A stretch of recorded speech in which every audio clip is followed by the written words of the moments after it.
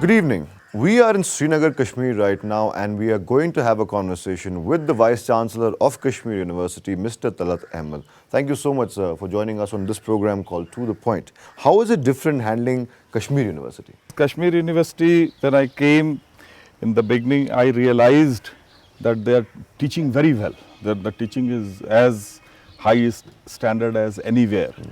The only thing is that the students had less exposure compared to, say, for example, Delhi or JNU. But otherwise, they are very bright. They can compete with anybody in the country or in the world. They are quite intelligent. And I took lots of measures to do that because I came from Delhi University. I am here now for a year. And within few weeks of being here, I had a discussion with Professor Dinesh Singh, the Delhi University Vice Chancellor. I said, you have encouraged me to come here. So now you have to help me. Let us sign a MOU where our students and teachers, they go to Delhi, they go to your labs, your library, and let them interact with the students and teachers of And that started immediately after you took over. Yeah, within weeks. Within weeks, and Janab Umar Abdullah Saab encouraged me in this, and our Governor Saab, who is also the Chancellor. I talked to them. Before I joined, I had a discussion with these people. Right. And I told them that if I come, I will try to bring this university on the national scene. Right. And I think I have been that way quite successful. We'll talk about what the specifics exactly, but let's talk about the challenges any new chancellor, vice chancellor faces when it comes to a university like Kashmir. What is the biggest challenge that you've seen since you come? See, the thing is, this is one university where you have almost 100% students from the local. From the valley itself. From the valley itself. Very few from Ladakh and Kargil. And also very few from Jammu region. But other universities, you have amalgamation of people from all over. So I have to first understand the psyche here, how people think. Then also keeping in mind that the valley was disturbed for so long. So the behavior of people, the way they think, has to be understood. And I spent enough time talking to people. I went to different departments. I may be one of the few vice chancellors who has eaten dinners with hostelers in all the hostels. So what did you find out? What was ailing the university? What did the people really want? That's right. See, the thing is, I realized that they are now willing to come out and go to different parts of the country. They want to have better careers, students, but the hitch was they were always under the impression that since they are in Kashmir, nobody is bothered about them and nobody comes here. So that was one of the difficulty that I was facing. And then also I felt that in terms of the administration and even teaching, they were trying to do the minimum. The bare minimum. The bare minimum, and the things were going. But since the students are bright, even that bare minimum was making them quite good compared to other places. What I did is, I thought that if they are exposed to the world, definitely they will understand and they will be much better than what they are now. And I initiated this with the Delhi University. Then I also talked to Professor Sopori, who is the Vice Chancellor of JNU. And since I was a student in JNU before, so I said, and he also belongs to Sopor originally. So he was very helpful, and now we have MOU with them. We are working on the glaciers of Himalayas along with JNU and even Sikkim University to cover. So I wanted to bring this university on the national scene and also give chance to my teachers, my students to go to various parts of the country, various parts of Have the... you seen the results of these initiatives that you took? Are you seeing the results? Has collaboration intensified with, say, JNU and other universities? And what kind of collaboration exactly is it? What MOUs have you signed? Are there any exchange programs with universities like JNU? There is, the basic thing was the exchange program. Now we have provision of even having co-supervision, like our students can have co-supervision for their MPhil, for their PhD, even for their master's thesis, they can go to DU. Similarly, even DU students are coming here because many of them, they want to work in Kashmir, and now that there is an opening, so they are coming, they are doing field work, they are interacting with the teachers. So it is both ways. Right, right. And we also, since Delhi University has lots of initiatives in terms of entrepreneurship. So a batch of about 30 students, not only from Kashmir University, but we also took some students from Islamic University of Avantipura. They went there for 3 weeks program. And me and Dinesh Singh went at the end of the program to talk to the students. And then they said, now we realize that what you meant by exposure. Right, right. Okay. And the other good thing that I am really happy that Worked out. my thing worked out is they said, now we realize we are no different from people in Delhi. Yeah. I said, Delhi University is not Delhi, it is all India. Right, right. So that kind of sort of Yeah, atmosphere and kind of thinking still existed when you came. That we are probably slightly different. Obviously, from and that I could realize that whenever they say the India mein aisa hota, I said we are in India mein. Right. The exposure level, the lack of exposure here. Do you think that getting more and more people from universities, not just national universities, also perhaps universities that are abroad, will in fact solve what you are trying to solve? Or is there more that is needed? Just exposure won't help anything. No, no. Infrastructure has to help. Has that infrastructure come in? Has the government helped you enough? Right. Right. See, the thing is, I have been in Delhi and I know how things work. And I have been chasing our own cases. And we were fortunate to get lots of help from DBT, Department of Biotechnology, for example, DST. And you will be surprised to know that the CSIR UGC NET exam, for the, I was seeing the statistics that it was about 580 students last 3 years from 2009 to 2011. And this 2012, only half year, only UGC, CSIR NET, our student, 450 students have already qualified. Right, that means people are interested if they are given the right way. Hold that thought, sir. We'll come back after a small break and we'll discuss what problems in infra you face and what specifics there are. More with the Vice Chancellor of Kashmir University, Mr. Talat Ahmed, after a short breather.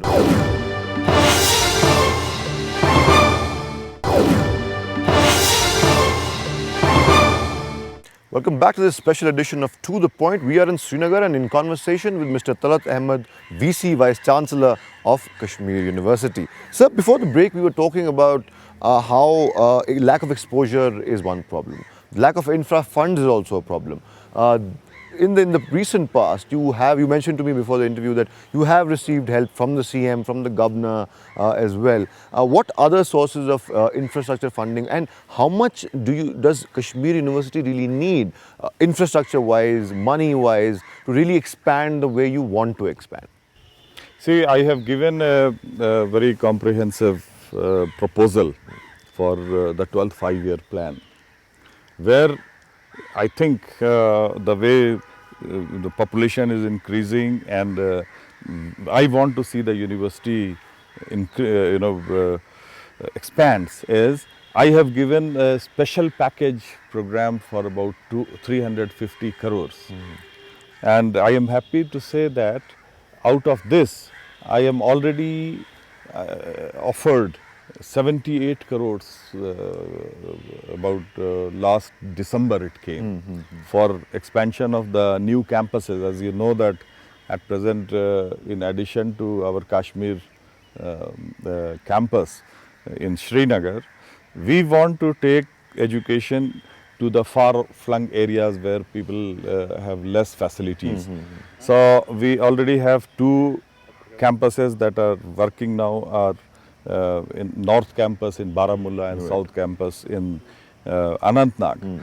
In addition, now I am going to start one campus in Leh, another in Kargil, and the third one in the frontier district of Kupwara. Right. So all these campuses are going to give a chance to those people who are unable to go to Kashmir, Srinagar or go to Delhi. Okay, so they should have chance. And then I feel, and I think most of you will agree, that for development of any area, if the education comes in that area and the locals, they are given proper facilities for education, the area develops. right, right. Okay, Absolutely. so that is the idea, and probably because of that, the council of the university and the government has supported this idea of expansion and having satellite campuses in addition to what we have. Whatever you get more from Delhi, what other things are you going to spend that money on? See, first of all, I have to build Zakura campus. Yesterday I also announced about this when Rahulji was around, that we got a special package for Zakura, which is we got the land from the J&K government, but for infrastructure we need to bring money from the center. Right. And I got a special package of 30 crores. For the first phase development of Zakura. Right. Because now, in addition to the regular master level course, we have also entered into 5 years integrated course. So for example, in the business school, in law, okay, even engineering. Right. So I have my plans to take these 5 years integrated, where children come from school directly to the university. They should have an environment slightly different from the PG department. Right, Because PG right. department are already students are senior. Right, right, So that environment they will get in Zakura. That is my plan. Right. I am going to expand the hostels also there. Okay, I am happy to say that the MHRD and UGC helped me with getting funds for one girls hostel again. I got another just a few months back. It was Right. inaugurated Right. by Abdullah Saab. Right. And then also got a research scholars hostel. In addition to that, I wanted infrastructure because Kashmir has been disturbed. I talked to people here that we should expand the sports activity. Right, right. Okay, and Farooq Abdullah Sahab gave us from his MP lad 2 crores of rupees, and we could develop a beautiful sports complex. And you will be surprised to know, first time in the history of our university, we just finished now, North Zone Women's Cricket tournament. Right, right, right. And girls from all over had the come. north. Right, So right, right. 22 teams came from Absolutely. the North India. The might of India Inc., as they call it, industry, came to your campus.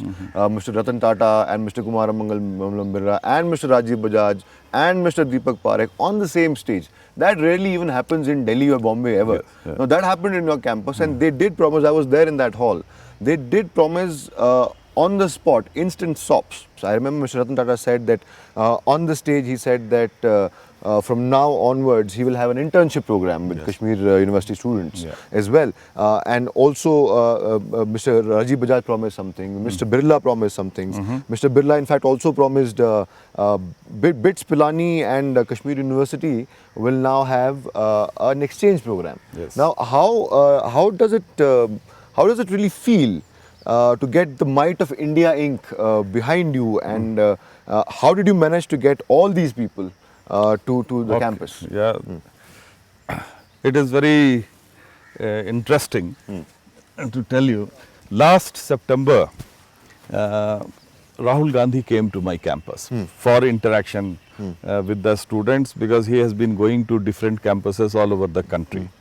And I got a call from their office, and I was told that he is interested, so if we can facilitate that.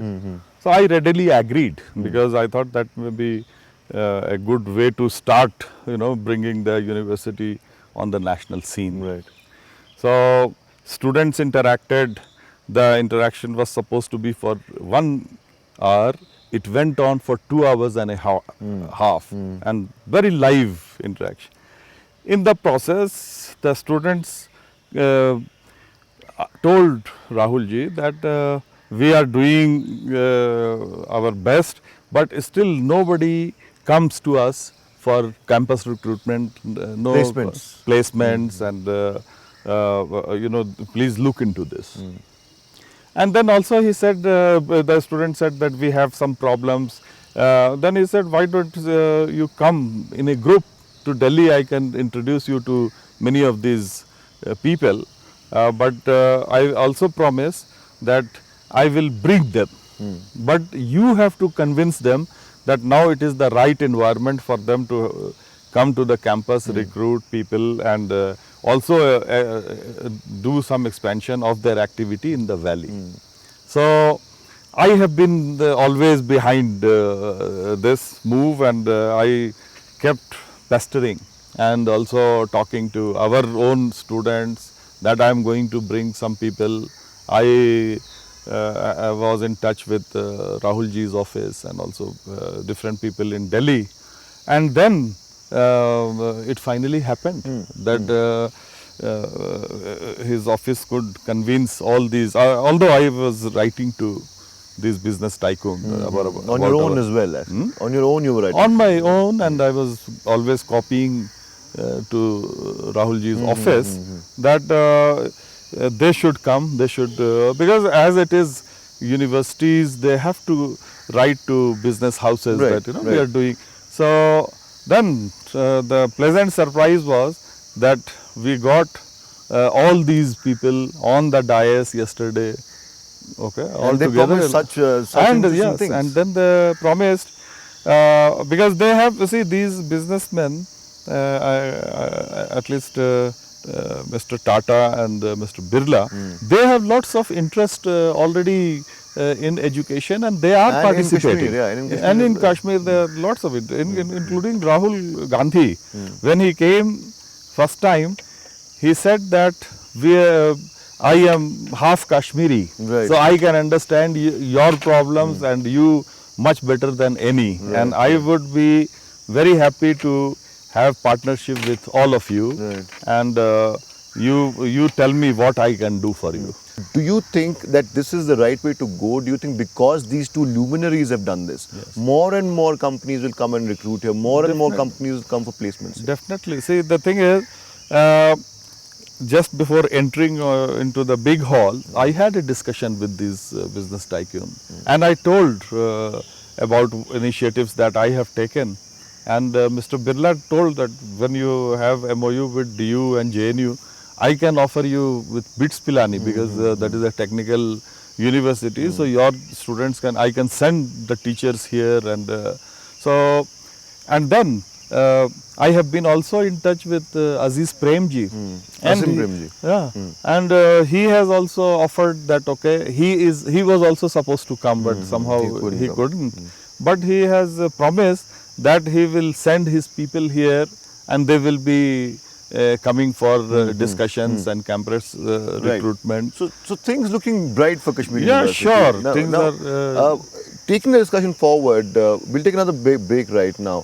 Another small break right now, since these big names have come to Kashmir University. We'll have a look after the break on what the future holds for Kashmir and the Kashmir University and its students. Take a break, come back. To the Point returns after the break.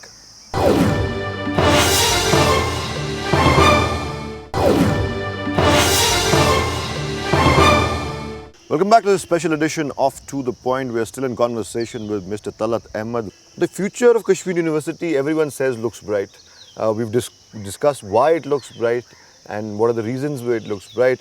But give us some specifics that you've achieved in the time you've been here, some 2 to 3 tangible measures that you've taken which could actually help in making Kashmir University a world-class university?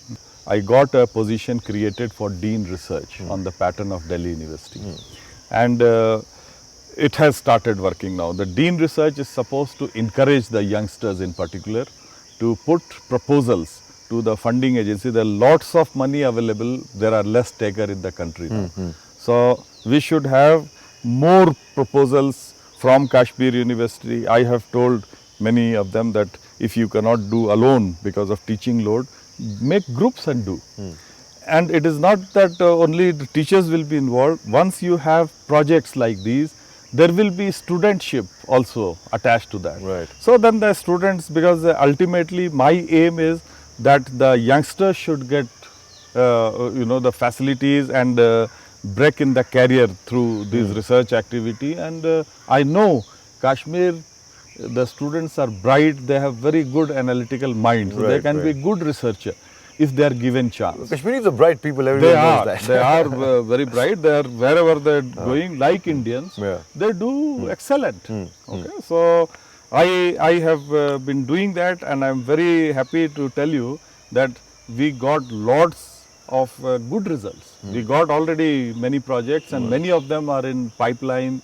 Some of them are now being modified, and so that is going to be a major thing. In few years' time, this university will be as famous as any in terms of research publications. So all these things are going to be in the long run, and then we are going to get lots of infrastructure facility with these big projects. Okay, so these things are going to be useful. We are sitting in an area which is seismically active. Earthquakes have been happening. And earthquake research is something that people want to know about. Now I am already in the process of, I have signed a memorandum of understanding with National Geophysical Research Institute of Hyderabad. We are going to have an institute of earthquake studies and geophysics to understand the earthquakes, to understand different types of disasters, and also to understand the value of water. See, we have hydrological, Kashmir is full of springs, and you have no problem water of bodies, water. so many, But in the long run, we know that water is going to be scarce. So it's going from to run now, out eventually. That's right. And then how to do that? We have to plan. So that is another activity which I am very hopeful is going to help not only the university but the whole valley and the state. Being in Kashmir, being in a politically sensitive state, everyone thinks that's happening around us, and so many years of violence behind us, do you see in your students of Kashmir University, different departments, business school, law school, they also now want to put everything behind and now concentrate on studies, trying to make a life, make development the issue around them? Is that really happening? Yeah, I am very much convinced, and from the time I have seen, although fortunately it has started before I came here, the valley is peaceful. Only thing is, if you tell to the students this is the right environment, and then you should pick up, people are interested in peace, people are interested to develop, have a better career, have better opportunities. The implementation of Himayat and Udan program of Government of India, where we are supposed to have 8,000 educated students from Kashmir Valley getting job anywhere in the country. It has picked, and I am happy to say we started this, facilitated this from our university. First time when Jairam Rameshji came, he came here and we started. Then the Prime Minister's advisor, Dr. Ramadurai came over. So all these things are happening. We are, in addition to teaching our own students, our Directorate for Distance Learning, we are also doing lots of work for the whole valley in terms of educating people who were not fortunate. There were dropouts. So we are running lots of short courses, giving them on-hand training, So all these things are going to help. I want to talk about, obviously the urban areas, people do come in and enroll in the universities, but what is the outreach program? You mentioned North and South Campus. That's right. What is the level of participation that happens from rural areas? Say, far-flung area in Kupwara, you said you made a campus there. Obviously that would have helped, but don't these people in the rural areas come to the urban centers, and what is the ratio there? We have another mode of teaching here, which is which is known as distance learning. Okay, and in directorate there is a big directorate where about 26,000 students are enrolled for different courses, both graduate and undergraduate. And we are using local colleges, even local schools to have the study center for them. Okay. We send the material to them well in advance, and then they will be having the required number of classes where all these people who could not register as a regular student, they enroll through this distance education. Right. So that is again going to be very useful, because if people are educated, at least those who are interested, we are encouraging those who were dropped out, but those who are interested, they should get chance to study. And then you will be surprised, the ratio of the seats available in the state and the applicants, it is nearly 1:40 for some of the courses, both sought after courses.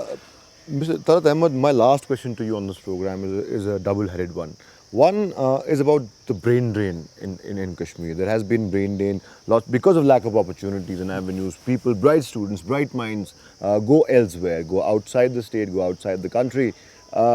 What is the situation on the brain drain in Srinagar? You mentioned earlier that it has started coming back. Yes, I can say the thing is, brain drain is a phenomena which was for the whole country.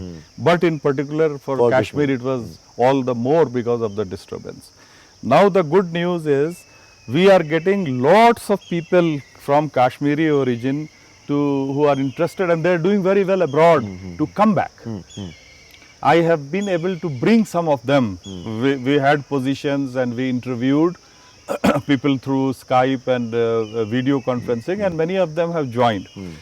The most important silver lining is, now with my Dean Research, I am having a big plan, and we have put a proposal to DST and also to the government of Jammu and Kashmir. We want to have a huge research center with all the modern facilities and bring all those people who are interested and bright people back to the valley, and it will be a hub of research activities which will be again a sort of fountainhead from Kashmir to the world. So positivity abounds. Thank you so much, Mr. Talat Ahmed, for talking. To the point, it was a pleasure meeting you. That was Mr. Talat Ahmed, the Vice Chancellor of Kashmir University, saying that brain drain can be stopped. Positivity is abounding here in the Kashmir University as well as in Kashmir.